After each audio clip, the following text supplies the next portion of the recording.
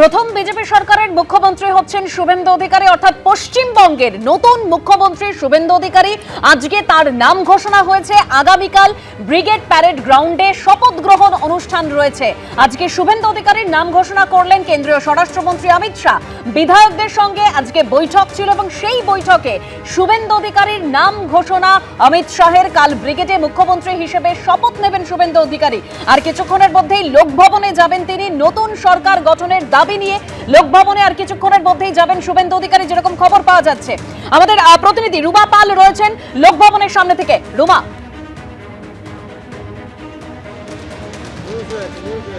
দেখো, জানিয়ে রাখি যে আর কিছুক্ষণের মধ্যেই শুভেন্দু অধিকারী আসবেন। মুখ্যমন্ত্রী তিনি হতে চলেছেন এবং সেক্ষেত্রে লোকভবনে আসবেন এবং খুবই স্বাভাবিক যে এটা একটা প্রোটোকল অনুযায়ী সেখানে তার অবশ্যই বিধানসভার যে সংখ্যাগরিষ্ঠতা সেটাও কিন্তু যেমন দাবি জানাবেন রাজ্যপালের কাছে, অন্যদিকে সরকার গঠনের যে আনুষ্ঠানিক যে অনুমতি প্রোটোকল অনুযায়ী সেটা নেবেন এবং অন্যদিকে কোন কোন মন্ত্রী শপথ নেবেন সেটা যেমন একটা তালিকা দেওয়া হবে। তার সঙ্গে এটাও ঠিক শপথ গ্রহণের যে সময় এবং তার সঙ্গে এটাও ঠিক যে সময় এবং প্রক্রিয়া চূড়ান্ত করতে এটা প্রোটোকল অনুযায়ী অবশ্যই যে সংখ্যাগরিষ্ঠতা পেয়েছে এবং সেক্ষেত্রে কিন্তু রাজ্যপালের সঙ্গে সেটা একটা প্রোটোকল অনুযায়ী সেই একটা আলাপচারিতা করবেন, তার সঙ্গে দেখা করবেন। আর কিছুক্ষণের মধ্যেই শুভেন্দু অধিকারী এবং তার দল আসবে। কারা আসছেন অবশ্যই শুভেন্দু অধিকারী আসার পর তা জানা যাবে। তিনি রাজ্যের নতুন মুখ্যমন্ত্রী হতে চলেছেন এবং অবশ্যই তার নামে কিন্তু চূড়ান্ত শিলমোহর দেওয়া হয়েছে এবং সেক্ষেত্রে অবশ্যই তুমি আমাদের সঙ্গে থাকো। অর্থাৎ আর কিছুক্ষণের মধ্যেই লোকভবনে পৌঁছবেন শুভেন্দু অধিকারী। আমাদের অপর প্রতিনিধি ঝিলম করঞ্জাইও সেখান থেকে রয়েছেন। ঝিলম,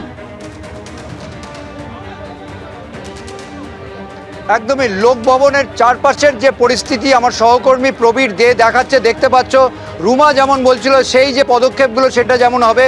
সামনে যে দৃশ্য দেখতে পাচ্ছ, এইখানে রাস্তা দিয়ে যেটা জানা যাচ্ছে যে এখান দিয়ে শুভেন্দু অধিকারী তিনি আসবেন এবং লোকভবনে যাবেন এবং এইখানে যাতে আসায় যাত্রাপথে কোনো অসুবিধা না হয়, ইতিমধ্যে পুলিশের পক্ষ থেকে এই এলাকা স্যানিটাইজ করার জন্য যা যা করার কথা সেগুলো তারা করেছেন।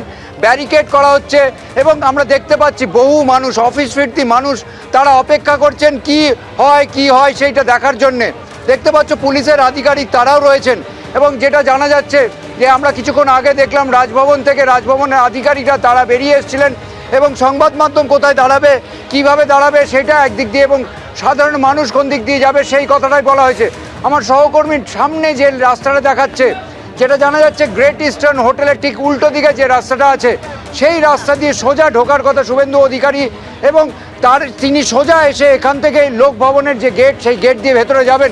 ভেতরে তিনি এলে রাজ্যপাল তার সঙ্গে দেখা করবেন এবং তারপরে যে কথাগুলো বলা এবং যে পদক্ষেপগুলো আছে সেগুলো তিনি করবেন।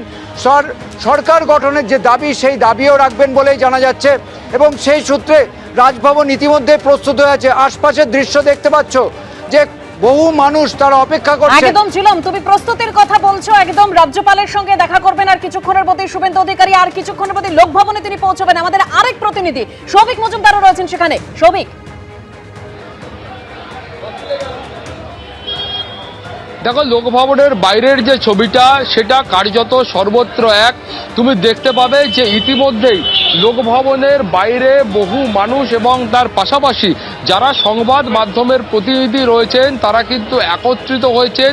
তার পাশাপাশি তুমি জানো যে আর কিছুক্ষণের মধ্যেই এ রাজ্যের যে হবু মুখ্যমন্ত্রী শুভেন্দু অধিকারী তিনি কিন্তু এসে উপস্থিত হবেন। ফলে এই এলাকাতে যে মানুষরা রয়েছেন এবং সাধারণ পথ চলতি যে মানুষরা রয়েছেন তাদের মধ্যে এই মুহূর্তে উৎসাহ কিন্তু তুঙ্গে। ফলে তুমি জানো যে এটা একেবারে প্রথামাফিক বা নিয়ম মাফিক যে রাজ্যে যখন নতুন কোনো মুখ্যমন্ত্রী আসেন সেই মুখ্যমন্ত্রী তিনি কিন্তু অর্থাৎ যে রাজনৈতিক দল তারা নির্বাচনে জয়ী হবে, তারা নির্বাচনে জয়ী হওয়ার পরে তারা এই লোকভবনে আসবেন এবং মাননীয় রাজ্যপালের সঙ্গে তারা কিন্তু দেখা করবেন এবং তারা দেখা করে সরকার গঠন করার যে দাবি সেই দাবি তারা পেশ করবেন এবং তারা বলবেন যে তারা এই যে নির্বাচন হয়েছে বা যে সদ্য সমাপ্ত নির্বাচন হয়েছে সেই নির্বাচনে তারা জয়লাভ করেছেন। ফলে তাদের কাছে পর্যাপ্ত সংখ্যক বিধায়ক আছেন সেই রাজ্য চালাবার জন্য। ফলে তারা চান যে তারা এই রাজ্যের যে মন্ত্রিসভা রয়েছে সেই মন্ত্রিসভা তারা গঠন করবেন। ফলে সেটা একেবারে নিয়ম মোতাবেক বা যে বিধি রয়েছে সেই বিধি মোতাবেক। ফলে তুমি দেখতে পাচ্ছ যে এই মুহূর্তে লোকভবনের বাইরের যে চিত্র সেটা দেখলে দেখলেই স্পষ্ট হবে যে এই মুহূর্তে তৎপরতা কার্যত তুঙ্গে।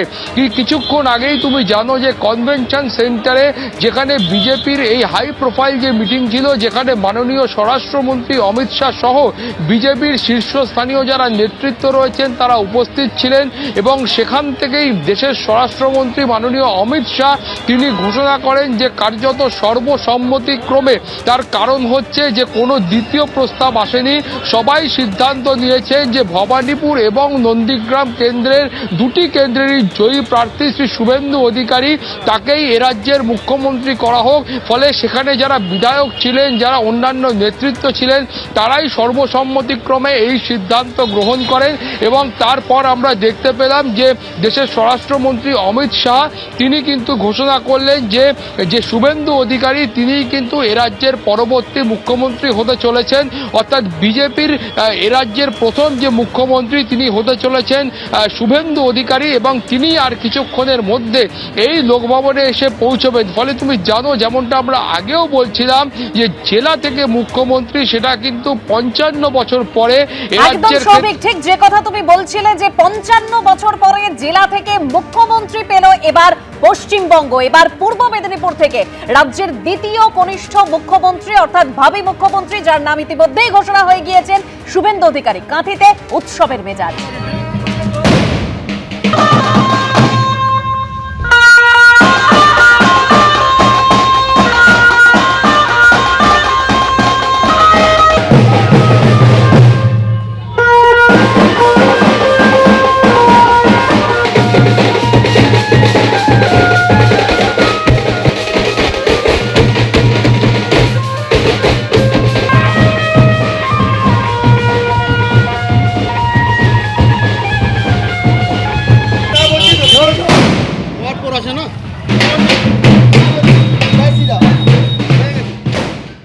আমি এখান থেকে আলোচনায় আসবো। প্রদীপদা, 55 বছর পরে জেলা থেকে মুখ্যমন্ত্রী পেল এবার পশ্চিমবঙ্গ।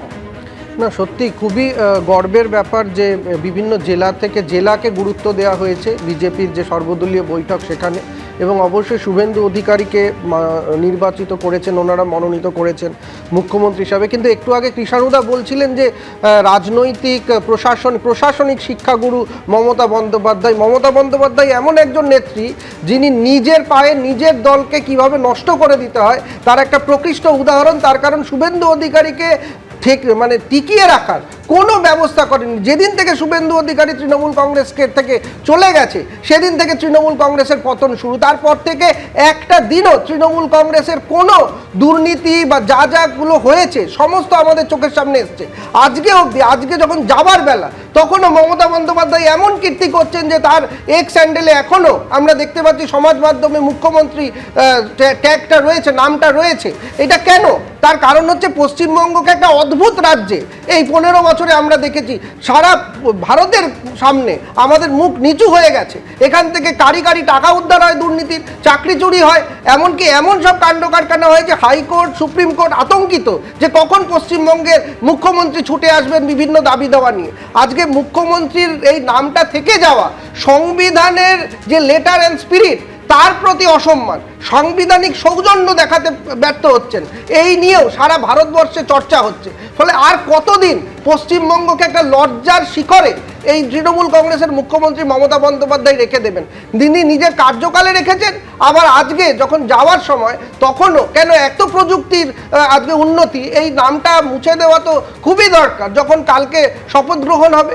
আর প্রশাসনিক দক্ষতা এতটাই যে তাকে রাখতে পারলেন না, আর নিজের প্রশাসনিক দক্ষতা যার নেই তাকে দিয়ে কাজ করি। আজকে তো বিক্ষুব্ধদের সব একের পর এক আমরা শুনতে পাচ্ছি তৃণমূল কংগ্রেসের অন্দরে। তাহলে শুভেন্দু অধিকারীকে ছেড়ে দেওয়া, শুভেন্দু অধিকারীকে এমনভাবে তৈরি করেছেন যে তাকেই তিনি হারাতে পারেন, এরকম শুভেন্দু অধিকারী। এই ভাবী মুখ্যমন্ত্রী শুভেন্দু অধিকারী তিনি পশ্চিমবঙ্গের সুশাসনের কথা বলছেন। তিনি বলছেন প্রধানমন্ত্রী যে গ্যারান্টি দিয়েছেন তা পালন করবে বিজেপি। আরজিকর মেডিকেল সন্দেশখালী কাণ্ডে কমিশন তৈরি হবে। শুনুন। চার্জশিট প্রকাশের দিন মাননীয় নেতা অমিত শাহজি দুটো প্রতিশ্রুতি বাংলার লোককে দিয়েছেন। সন্দেশখালী থেকে আরজিকর হয়ে যত মা বোনেদের উপরে, কন্যাদের উপর অত্যাচার হয়েছে তার কমিশন বসবে, এবং যারা অভিযুক্ত তাদের বিরুদ্ধে ব্যবস্থা নেওয়া হবে। মানে সলিলদা, এবার তাহলে বিচার পাওয়া যাবে? মানে আরজি করের সেই নৃশংস ঘটনা আমরা জানি, মানে একের পর এক অভিযোগ, তারপর সন্দেশখালীতে সেই মহিলাদের উপর অত্যাচার। বিচার তো পাওয়া যাবে। আসলে এতদিন বিচার পাওয়া যায়নি, বিচারকদের উপর আক্রমণ হতো। রাজশেখর মান্থার বাড়িতে অ্যাটাক হয়েছে, হাইকোর্টে অ্যাটাক হয়েছে, হাইকোর্টে বিচারক চেয়ার ছেড়ে চলে গেছেন, উনি সওয়াল জবাব শুনতে পারেননি। আর কি হবে? বিচার ব্যবস্থা was at the point of threatening, dire consequence.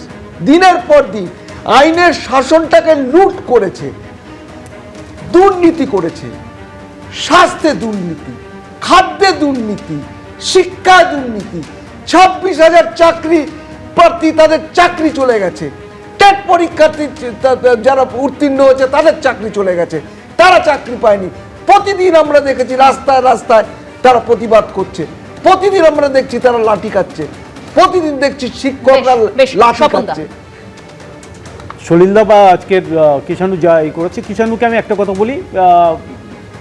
প্রথম কথা, শুভেন্দু অধিকারীকে তো আমি শুভেচ্ছা জানাবো। তার দীর্ঘ রাজনৈতিক লড়াই এবং বিরোধী দলনেতা হিসেবে তার যে ভূমিকা, গত 5 বছর পশ্চিমবাংলার মানুষ নয় সারা ভারতবর্ষের মানুষ দেখেছে, সেটাকে কুর্নিশ করার মতো। এবং একজন যোগ্য ব্যক্তি, তার যোগ্য সম্মান পেয়েছেন, পশ্চিমবাংলার মুখ্যমন্ত্রী হয়েছেন, তার জন্য তাকে কুর্নিশ, তাকে শুভেচ্ছা, তাকে ধন্যবাদ। আমি একটা কথা বলতে চাই যে সমালোচনা করার অনেক সময় পাবেন। আমরা নতুন সরকার তৈরি করব কালকে শপথ নিয়ে, তারপর আমাদের কাজ চলা শুরু হবে। গঠনমূলক সমালোচনা করুন। পশ্চিমবাংলার উন্নয়ন দরকার, পশ্চিমবাংলা পিছিয়ে আছে, কলকারখানা সব বন্ধ হয়ে গেছে, বেকাররা এখান থেকে কাজ পায় না বলে অন্য রাজ্যে পরিযায়ী শ্রমিক হিসেবে কাজ করে, এটা লজ্জার। হোটেল থেকে শুরু করে যেখানেই যাই সেখানেই দেখি বাঙালি শ্রমিক তারা কাজ করছে, এটাও লজ্জা লাগে।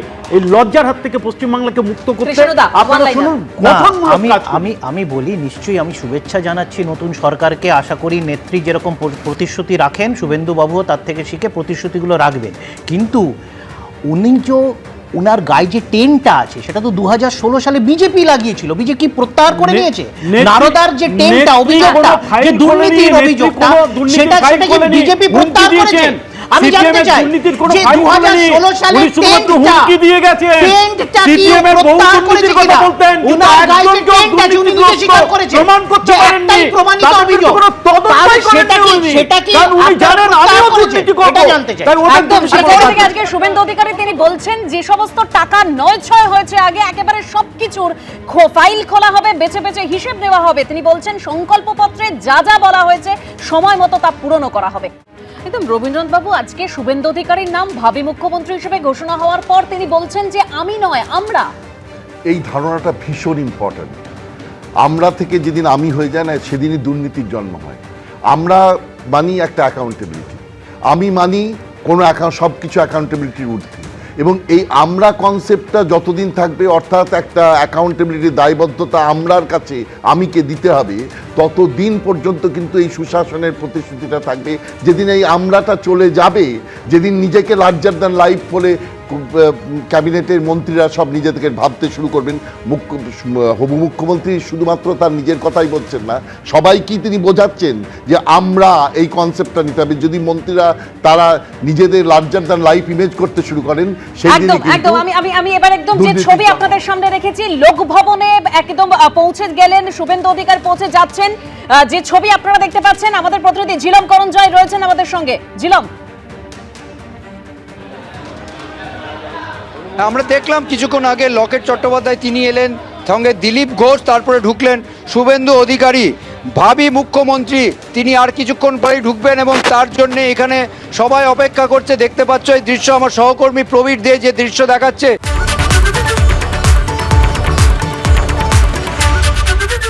এবিপি আনন্দ, এগিয়ে থাকে, এগিয়ে রাখে।